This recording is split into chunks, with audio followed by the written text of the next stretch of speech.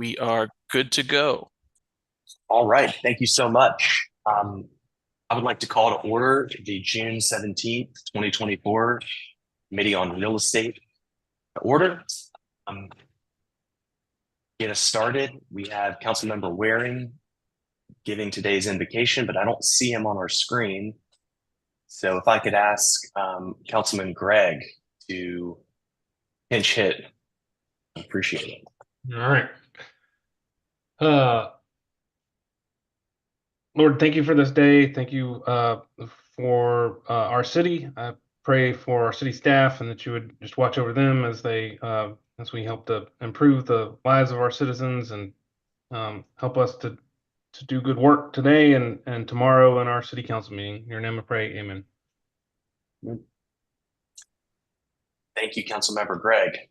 First item up is the approval of the May 2024 minutes. Can I entertain a motion? Second, so moved. Moved and properly seconded. Any discussion? Hearing none. All in favor, please say aye. Aye. Aye. The ayes have it. First item up is for an authorization for the mayor to enter into a license agreement. And this is for a CPD police substation over at Citadel Mall. Who from our staff has the honor of giving us a little bit more background on this one? That would be me. Thank you very much. Good afternoon, council members. This item is basically a renewal of the same license agreement that we do every year. It's approximately 650 square foot of space within the Citadel Mall that our police department uses as a substation. So we are requesting that this be renewed for this year.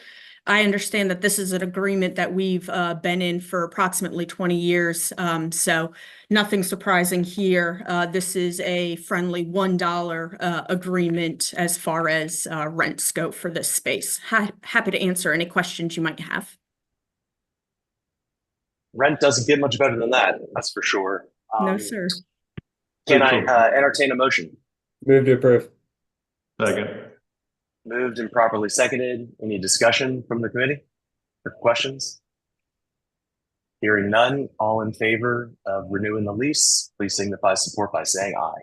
Aye. It's unanimous. Thank you, Ms. Dunwoody. Next item up is an authorization for the mayor to execute a subordination and amendment agreement. This is pretty complicated, so maybe I'll turn this right over to you for further detail. Anytime I hear subordination, it's a little tricky. Sure. So I'm going to give you guys a little bit of background on this one. What happened was in July of 2021, South Carolina DOT abandoned right-of-way, an area of right-of-way at the intersection of Fishburne and Cumming Street. It's approximately 0.3 acres. What we did in turn was the city placed restrictive covenants on that property in July of 2022.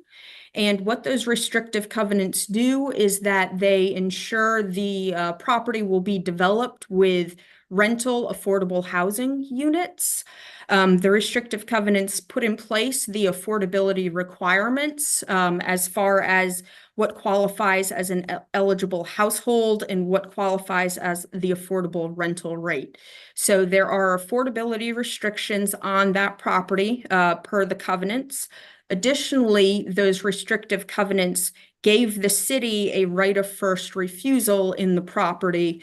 If it was ever to be sold, the city would have that right of first refusal. This was, the property was then conveyed to the Charleston Redevelopment Corporation at the same time that those covenants were put in place. When the property was conveyed to Charleston Redevelopment Corporation, we also included a reversionary interest in that deed that states that if the property is not developed with the affordable housing units within 3 years of the conveyance, the property would come back to the city. So currently it is in the name of Charleston Redevelopment Corporation, and they are seeking a loan from Pinnacle Bank, a construction loan in order to construct the units. Pinnacle Bank has requested a subordination before they will give that loan to the city. And they're asking that their mortgage that would secure the loan be in first position, essentially, in that our right of first refusal will be subordinated to the mortgage, as well as let's see. So the right of first refusal will be subordinated, as well as the reversionary interest will be subordinated in front of the mortgage. The reverter would also be amended to allow for a total of 4 years for those units to be constructed on the property, as opposed to the 3 years that's currently in place. So right now, the reverter requires that the units be constructed by the end of July 2025, and this amendment would give them until July 2026 to complete that development. So the request is that the subordination be approved. What's important here is that the affordability requirements that were put in place under the restrictive covenants are not being subordinated. So even once the loan is given and development starts, even if in a worst case scenario they were to default on the mortgage, the affordability requirements are still in place, so that property would still be developed with those units with the same requirements as far as eligible housing and affordable rental rate go. I know it's a little complicated, but I'm happy to explain anything further. Gianna's also on to explain any of the details if there's any questions about this. Got it. Thank you so much for that presentation. Can I go ahead and get a motion on the floor so we can Move have for discussion approval. if needed? Second. Moved and properly seconded. Does anybody have any questions or comments on this pretty complicated transaction? Councilmember Gray? Thank you, Mr. Chairman. And thank you, Mr. Dinwiddie. So on the affordability requirements, is that through like a deed restriction? Is that how that conveys to the property? And then, so this is really, I mean, what we're voting on is just this subordination, and that's a whole separate, the affordability piece is a totally separate issue, I guess. Am I thinking about that correctly? Basically, so you are correct that it is a deed restriction with those affordability requirements in place. So that runs with the land no matter who owns it. Again, even if they were to default and the bank were to take the property back, those affordability restrictions would still be on that property. Okay. So that portion of the restrictive covenants would stay in place. The other portion of the restrictive covenants, which had to do with the right of first refusal, that would be subordinated to the mortgage. Okay.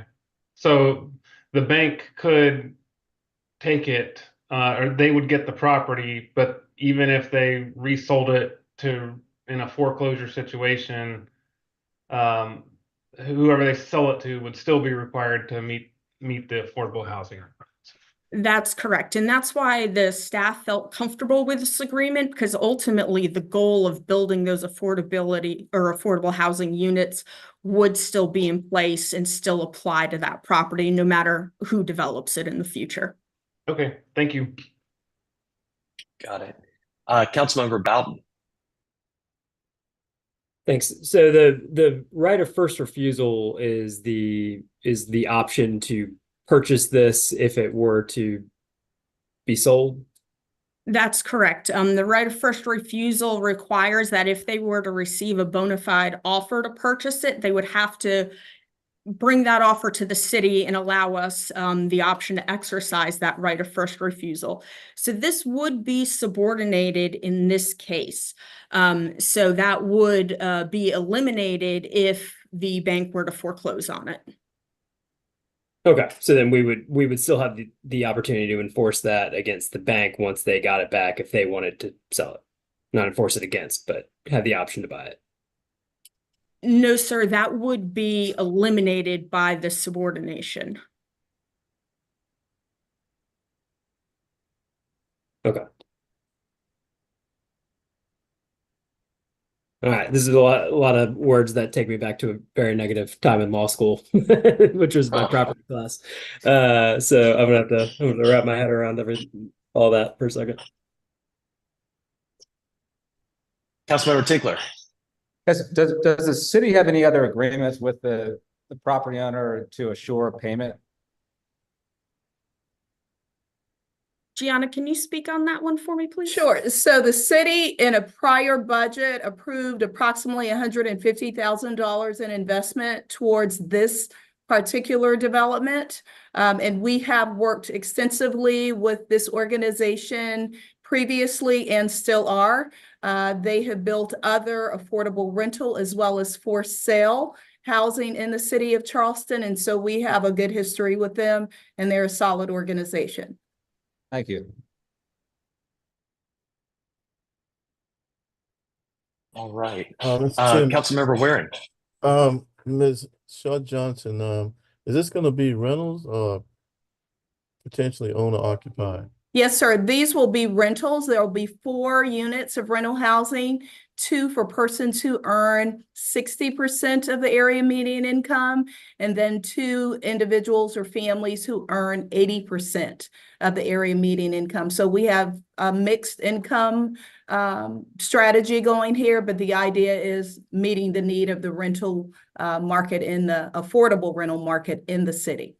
Okay, great. And then my final question is, what has been the problem going vertical on that side? I remember this project, but I mean, You do. what has it been, the bank financing or what's It hasn't been the bank financing. It's been a number of things. More recently, there was an extended process with the Charleston water systems and getting clearance around the easements that were there and addressing, for lack of a better term, a manhole that was not far from there.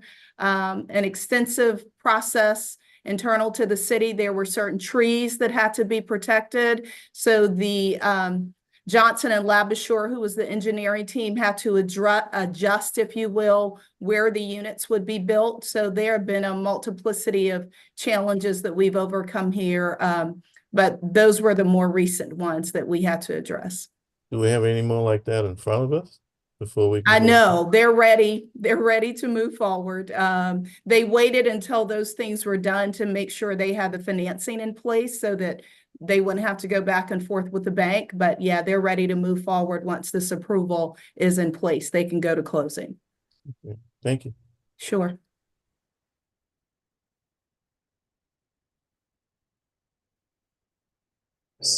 Sorry. Any further comments or questions on this item? All right, call for a vote. All in favor, please signify support by saying aye. Aye. Aye. Any opposed? Hearing none, the ayes have it. And if you haven't gotten your fill of 89 Fishburne Street, the next item on the agenda deals with this property as well. This is an authorization for the mayor to accept on behalf of the city a deed from the CRC conveying a 0.222 acre piece of property. And I'm sure there's a backstory on this one. Ms. Dinwoody, if you would do us the honor.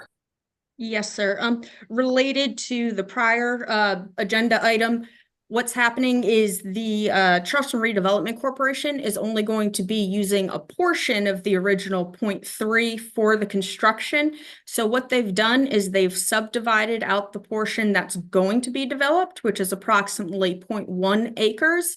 And the portion that's not being developed, the 0.22, is the residual is going to be coming back to the city. So the subordination agreement only applies to the 0.1 that they're going to be developing and keeping, and then the 0.2 will come back to the city as via a quitclaim deed. But just for clarity, what we just approved in terms of removing 2 deed restrictions will only apply to the subdivided parcel that is conveying to CDE, not the remaining 0.2 acreage. That would still have all deed restrictions that are currently in place remain in place. Yes, sir. Yeah, absolutely, Mr. Mayor. And it's the only collateral that Pinnacle Bank will be using will be the 0.1, not the 0.2. That is also correct. Yes, Mr. Mayor. I move for approval then, Mr. Chairman. Second. Moved and properly seconded. Any questions, comments? I've got a question. What are the plans for the 0.22? Are we gonna try to put some more affordable housing out there, or? My understanding is it's just being used as, I want to say park space, but just kind of open space. There'll be some landscaping. It's kind of around the edges of 17 and the Fishburne kind of little dead end right there. Is that correct, Gianna, from what you understand? Yes, ma'am, that's correct. Got it. Sounds nice. Appreciate everyone's work on 89 Fishburne. This just shows you everything that goes into bringing affordable housing to the market. This has been a property that's been a frequent flyer at the real estate committee, but I'm glad to see this moving forward.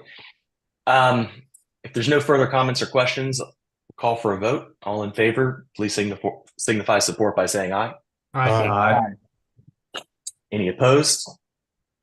Hearing none, the ayes have it. Next item up has to do with the Cooper Hotel and this downtown. And this is for authorization for the mayor to execute a perpetual easement and manage and maintenance agreement with the ownership entity. And Ms. Copeland has a presentation for us here. Yes, thank you, Chairman, and good afternoon, everyone on the committee. So in 2017, the city was a co-applicant with Leucadia Coast Properties, which is now the Cooper Hotel, to seek out a permit with the Army Corps to extend the bulkhead from Benju Pier to essentially Fleet Landing. And as part of that, Leucadia offered to provide a perpetual non-exclusive easement to the city to provide access to the public to enjoy the waterfront. So this is the result of that negotiation with the Cooper Hotel. What you're looking at right now is a color-coded sample of what I'll be talking about now. So you've got the hotel right here.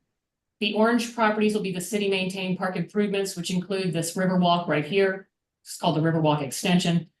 The areas that are highlighted in pink, those are the manager-maintained properties. And on each of these specific properties, we have cross-access easements for public use in perpetuity. This agreement spells out our rights and responsibilities with each of those. Just bear in mind that we will be accepting the maintenance responsibilities, of course, the pier, this section right here. There's also some stormwater utilities that are going to be under this section here and the donor wall. And then also the hotel will have an opportunity, since it is private property, to host park events here. And in that instance, they will collaborate and coordinate with the city to close off. This is going to be a green kind of park space here with some restaurants and things like that. So they can close off this area for private events. But the Riverwalk extension here that will provide the flow through for public access will remain open. So if you guys have any questions about specifics on this agreement, feel free to ask me. All right. Let's go ahead and get this one on the floor. Can I entertain a motion? I move for approval. Second. All right, moved and properly seconded. Any comments, questions? Yeah, the I committee? do. Do we have any other portions of Waterfront Park that has, I guess, easements like this? Not that I'm aware of. I believe we own the Waterfront Park section all the way over to Concord. That's what I thought. Okay. Thank you. Councilmember Bowden. Is there any restriction on how often they're allowed to close down that portion for private events? Restriction right now that we have in here is no longer than 8 consecutive hours. I believe, hold on, let me just confirm that. City agrees that the public use and access to the manager maintained improvements, which is just the areas in pink that I showed you earlier, shall be limited during any park event for no more than 8 consecutive hours. So there's no restriction as far as like 3 days a week, 4 days a week. It's just 8 consecutive hours. And there's noted collaboration or requirement to collaborate with the city prior to any big events. And I've also got someone from the Cooper Hotel here from BMOC, Joe, he can answer any specific questions about those park events if you have them. Yeah, happy to provide any input there. We don't, there's not an anticipated number of events. We don't anticipate it being, we anticipate it being 3, maybe at any given time in a week. It could be less than that based on seasonality, but we don't anticipate it being excessive or every single day having something out there. Gotcha. Thank you. And to the extent there is an event out there, it wouldn't block off the entire area. It would just be that sort of restaurant area closer to the hotel. The public would still be able to walk along the waterway. Is that correct? That is my That's understanding, correct. yes. Yes, that is correct. Got it. Julia, can you Got it. pull the map up one more time? Sure.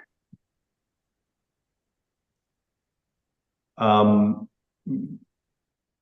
only slight concern that I have is that if you look at the arched walkway, I'm assuming that conveys or continues to the dead end there.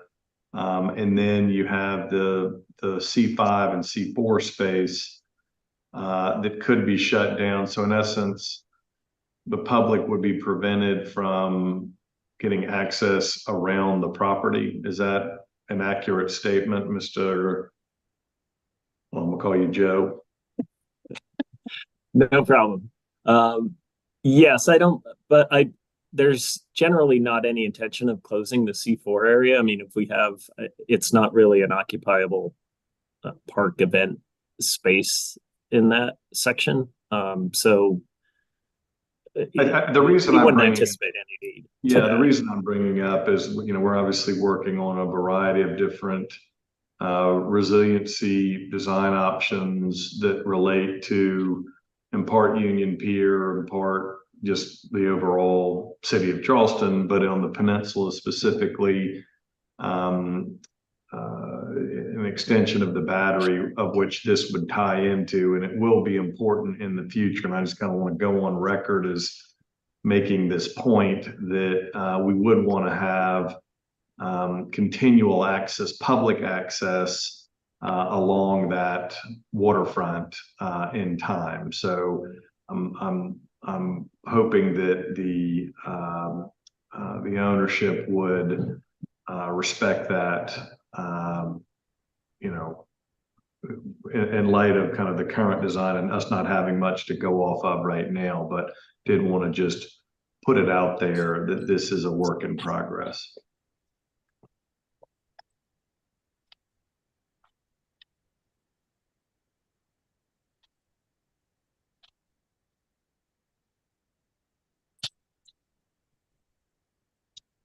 All right.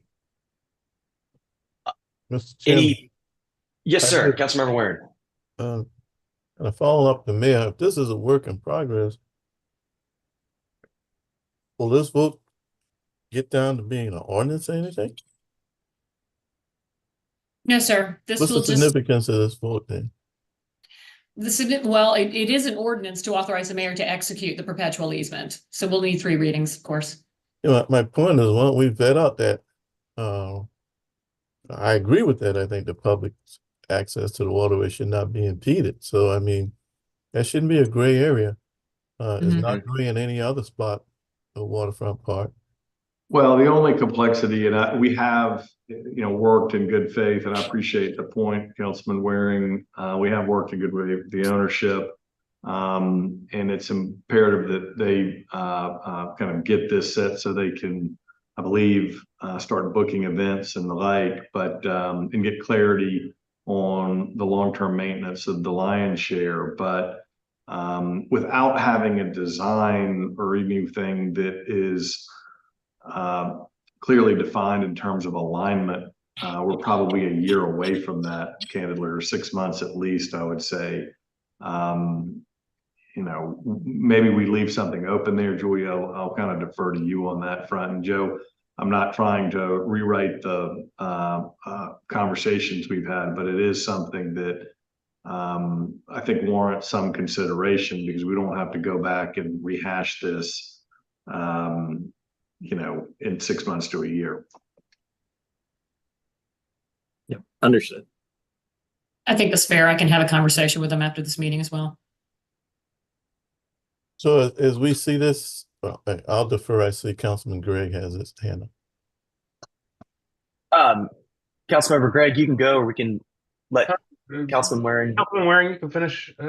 Not Well, Yeah. in a hurry. Thank you. So before we get to the third reading, you see this potentially being hopefully worked out? Okay, great. Absolutely. Yeah, that would be good. Councilman Gregg. Thank you, Mr. Chairman. Ms. Copeland, could you bring the map back up again one more time? I'm sorry. It's all right.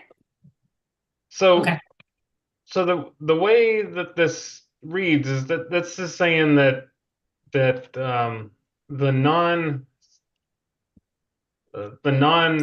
city maintained park improvements, the manager maintained park improvements can be closed for 8 hours.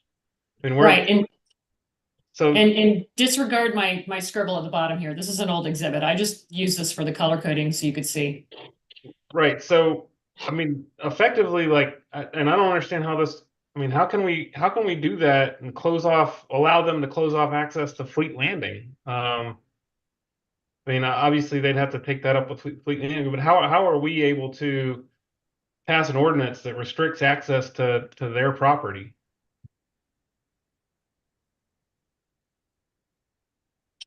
Well, I think the understanding has always been during our discussions that they wanted the flow through traffic for pedestrians to go all the way through here. So I'm pretty sure that we can work out some kind of agreement that reflects the same agreement we have with the Riverwalk extension with 4 and possibly 2B.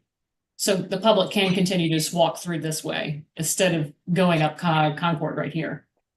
Okay. Yeah, we have every intention that the public continuation of the walk would occur. You know, that's every intention if we need to. And I mean, I understand the intention. I don't want to pass an ordinance or move this forward unless the language is clear that you know, and maybe we need to just revise the color codes or something, but that C4, C5, and C2B are all to be able to maintain public access regardless of the any of these park events. Because right now it just broadly says any of the manager maintained park events can be closed for 8 hours, if I'm reading it correctly. That's right. So, I mean, I think I would suggest we have first reading today. Okay. And then in between first and second, I'll come back to you with some minor revisions to reflect what you guys are talking about today. Okay, that sounds good. Thank you. Sure.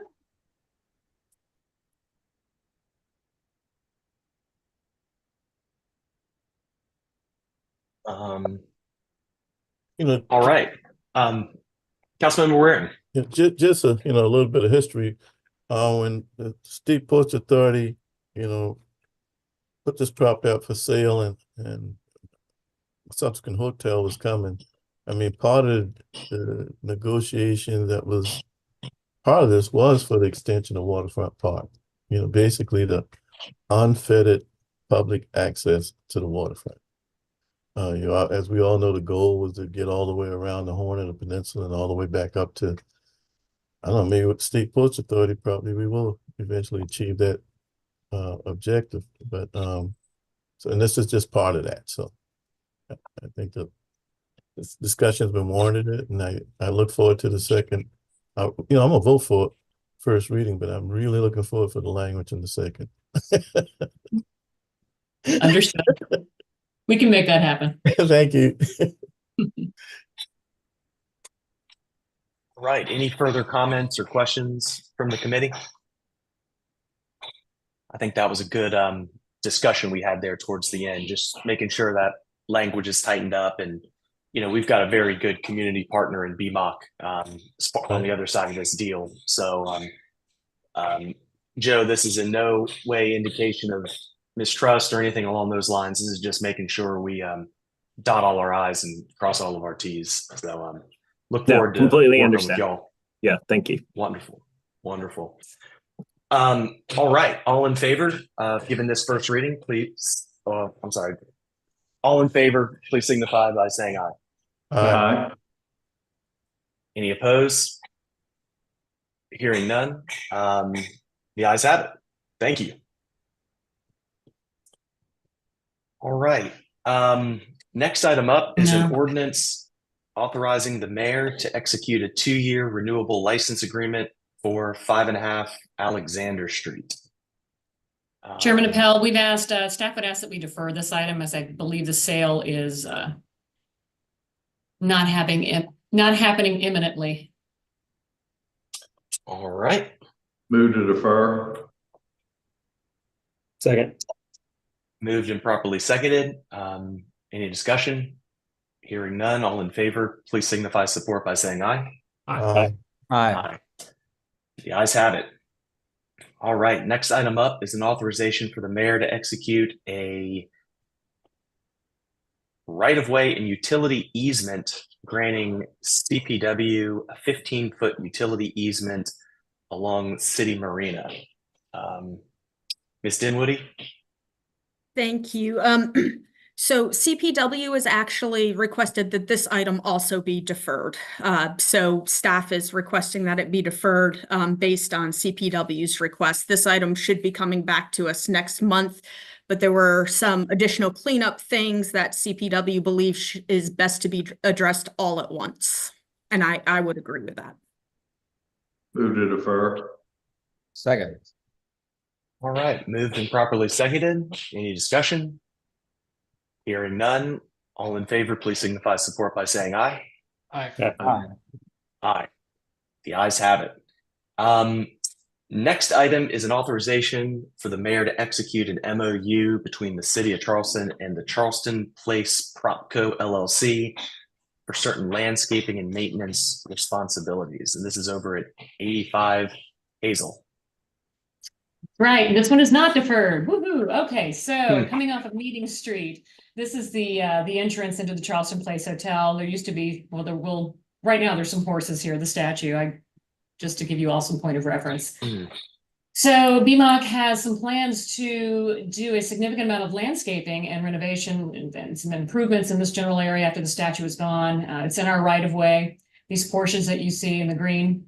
So this MOU is basically spelling out that BMOC will be responsible for all the upgrades, the trees, the irrigation, the maintenance, and the finances associated with it, and the city will allow access for them to make these improvements. Pretty simple. Man, if only the DOT would approval. If only the DOT would give us the same if agreement. only the DOT would treat us like the Charleston Place. City of Charleston would be, I'll second we'd be Councilman cooking. Waring's Yeah. Yeah, move for approval. All right, moved and properly seconded.